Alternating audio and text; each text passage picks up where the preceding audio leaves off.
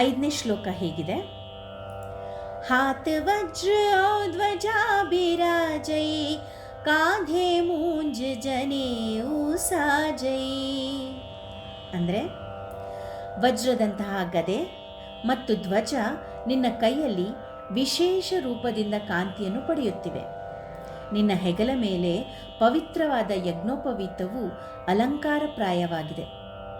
ಓ ಮಾರುತಾತ್ಮಜ, ನಿನಗೆ ಪ್ರಣಾಮಗಳು ಅಂತ ಹೇಳ್ತಾರೆ. 6ನೇ ಶ್ಲೋಕ. ಸಂಕರ ಸುವನ ಕೇಸರಿ ನಂದನ, ತೇಜ ಪ್ರತಾಪ ಮಹಾ ಜಗಬಂಧನ. ಇದರ ಅರ್ಥ ಏನಪ್ಪ ಅಂತಂದರೆ, ಎಲೈ ಮಾರುತಿ, ನೀನೇ ಸಾಕ್ಷಾತ್ ಶಂಕರ. ನೀನೇ ಭಗವಾನ್ ಶ್ರೀರಾಮನ ಕೈಂಕರ್ಯವನ್ನು ಮಾಡುವುದಕ್ಕೋಸ್ಕರ ಕೇಸರಿ ನಂದನನ ರೂಪದಲ್ಲಿ ಅವತರಿಸಿರುವೆ. ನಿನ್ನ ತೇಜಸ್ಸು ಹಾಗೂ ಪ್ರತಾಪ ಮಹತ್ತರವಾದದ್ದು. ಜಗತ್ತೆಲ್ಲ ನಿನಗೆ ತಲೆಬಾಗಿ ನಮಿಸುವುದು.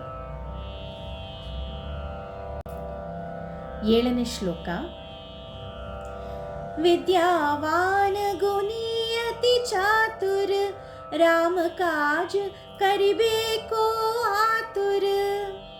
ಇದರ ಅರ್ಥ, ನೀನು ದೊಡ್ಡ ವಿದ್ವಾಂಸ, ಅಂತೆಯೇ ಸದ್ಗುಣ ಸಂಪನ್ನ ಹಾಗೂ ಅತ್ಯಂತ ಚತುರ. ಶ್ರೀರಾಮನ ಕಾರ್ಯಗಳನ್ನು ಮಾಡಲು ಸದಾ ಅತ್ಯಂತ ಉತ್ಸುಕನಾಗಿರುವ ರಾಮದೂತನೇ ನಿನಗೆ ಶರಣು. 8ನೇ ಶ್ಲೋಕದಲ್ಲಿ ತುಳಸಿದಾಸರು ಹೀಗೆ ಹೇಳ್ತಾರೆ. ಪ್ರಭು ಚರಿತ್ರ ಸುನಿಬೇಕೋ ರಸಿಯಾ, ರಾಮ ಲಖನ ಸೀತಾ ಮನ ಬಸಿಯಾ. ಇದರ ಅರ್ಥ ಏನಪ್ಪ ಅಂತಂದರೆ, ಪ್ರಭು ಶ್ರೀರಾಮಚಂದ್ರನ ದಿವ್ಯ ಚರಿತ್ರೆಯನ್ನು ಕೇಳುತ್ತಾ ಮೈಮರೆಯುವ ರಸಿಕ ನೀನು.